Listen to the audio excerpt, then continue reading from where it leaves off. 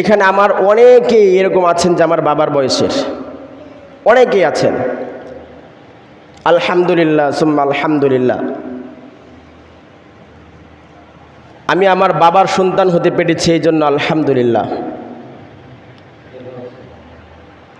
কারণ আমার মা বাবার বৈধ বিবাহের মাধ্যমে যদি তাদের বিবাহ বন্ধনে যদি আবদ্ধ যদি না হতো তারা, তাহলে আমি হাবিব আজকে আপনাদের সামনে এই দ্বীনের আলোচনা আমি করতে পারতাম না। এখন কথার কথায় এখানে কোনো একজন ব্যক্তির সন্তান আছে, এখন ওই সন্তানকে সে যদি বলে সে খারাপ হয়ে যাচ্ছে, ওই বাবার কেমন লাগবে? ভালো লাগবে?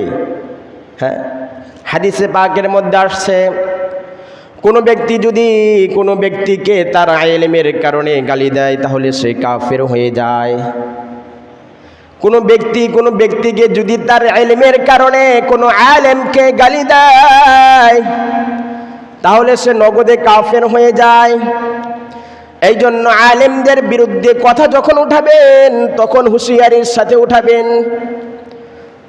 এই জন্য যখন আমি নিজেও আলেম হয়েছি, আপনিও আলেম হয়েছেন, যখন কোনো আলেমের বিরুদ্ধে আঙ্গুল উঠাবেন তখন যেন আপনার মুখ এবং জবান সংযত রাখেন। এটা এবং কোরআন এবং হাদিসের শিক্ষা।